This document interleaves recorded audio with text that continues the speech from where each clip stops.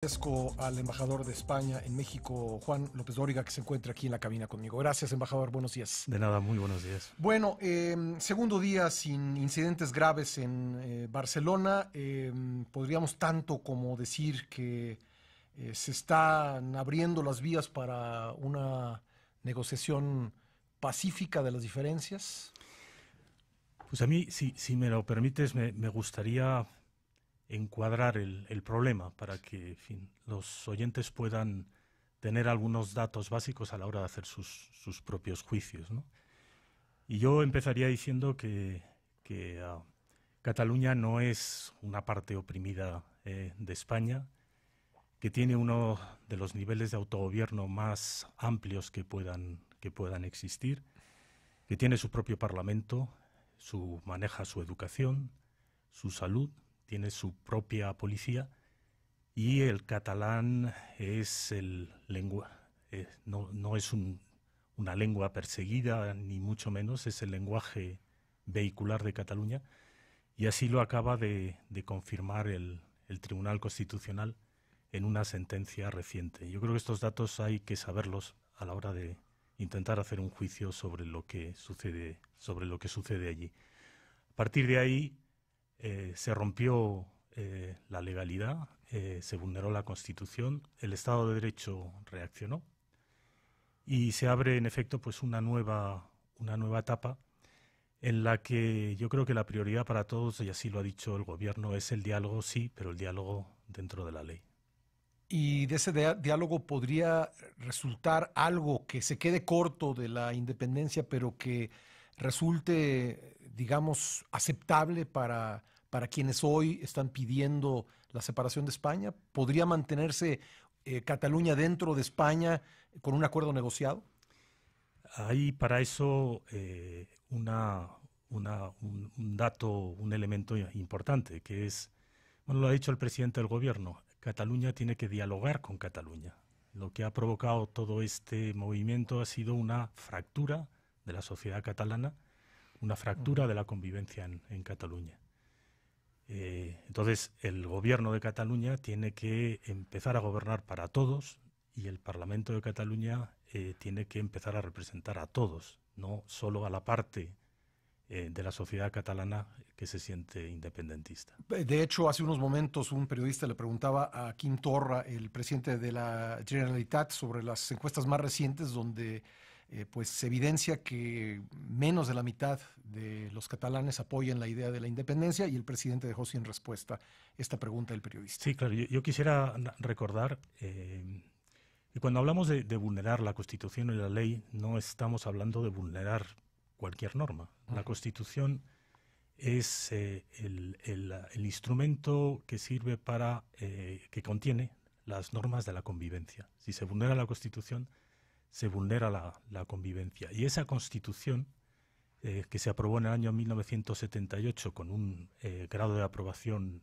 bastante elevado, fue todavía más elevado en Cataluña. El 90% de los votantes dijeron que sí.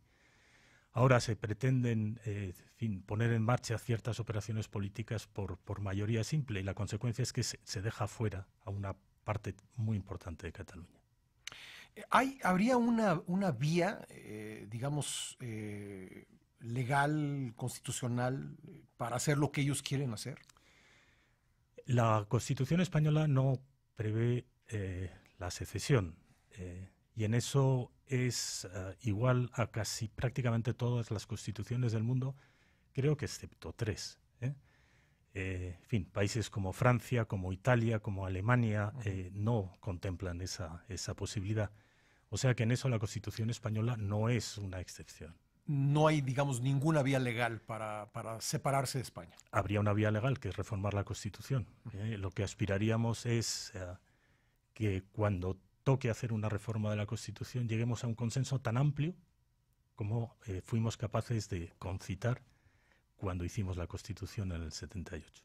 Decía yo al principio que van 2 días sin violencia, y sin embargo pues se ligaron 6, si mal no recuerdo, consecutivos de incendios en las calles, de violencia que dio la vuelta al mundo en imágenes. ¿Qué imagen proyecta esto? Pues proyecta la imagen de una minoría, porque creo que todos sabemos, o todos sabemos que es una minoría, que recurre a la violencia en circunstancias como estas. Digamos, ha habido alborotos, desórdenes, disturbios en otras democracias muy consolidadas y muy recientemente. Eso yo creo que está en la mente de todos. Lo que exige eso es una rápida condena y bueno, la contención. El derecho a manifestarse está en la Constitución, puede hacerlo quien lo desee, pero en el momento en que eso pues se convierte por una minoría en violencia, exige una actuación para proteger los derechos de todos, ¿no? Una actuación que debe ser firme, pero al mismo tiempo proporcional. Lo que ha sacado a la gente a la calle, a manifestarse, incluso a violentarse, pues ha sido la sentencia contra los dirigentes del procés, como se dice en catalán, y hay quien piensa que pues esas sentencias son excesivas, embajador. Desde luego, y todo el mundo puede opinar, no faltaría más. Yo lo que tengo que decir es que esas sentencias se han producido después de un proceso que se ha hecho con todas las garantías procesales, que bueno, se ha retransmitido en directo para que en fin, todo el mundo pudiera verlo así, y que el proceso judicial no se acaba aquí, el camino judicial no se acaba aquí. Si se estima que las penas son excesivas o que el juicio ha sido injusto, todavía pueden recurrir al Tribunal Constitucional y queda un tercer paso. Cuando los constituyentes hicieron el texto de nuestra Constitución actual, quisieron adoptar todas las garantías posibles. Bueno, para evitar la vulneración de los derechos que se había producido sistemáticamente en el régimen anterior. O sea, y por lo tanto se tomó la decisión de incorporar a nuestro sistema garantías adicionales, en este caso el Tribunal Europeo de Derechos Humanos. Si consideran que sus derechos han sido vulnerados, podrán acabar recurriendo al tribunal y el tribunal decidirá, ya no un órgano judicial español, sino uno europeo.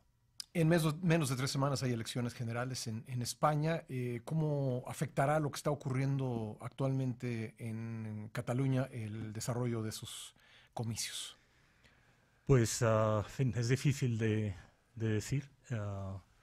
Los hechos son muy recientes, las encuestas todavía no nos muestran con claridad ninguna tendencia. Ya se produjo algún efecto en elecciones anteriores, como las andaluzas, por ejemplo. Entonces es de esperar que algún impacto tendrá, pero es muy pronto para decir en fin, si va a ser importante o no. Por último, embajador, ¿saldrá España de esta? Yo cuando era joven, yo nací en el 59 y cuando tenía 16 años vi el proceso de transformación política. Y había muchas voces, incluso en fin, algunas en mi familia, que decía que la democracia no era algo para España, que era para países del norte, que nosotros nunca podríamos tener una porque no éramos un país que permitiese un régimen político así. Bueno, vi el cambio y por lo tanto tiendo siempre a ser optimista y a sentir que las cosas son posibles. Embajador, muchas gracias por haber venido. Muchísimas gracias. Gracias, Juan López Dórigas, el embajador de España en México.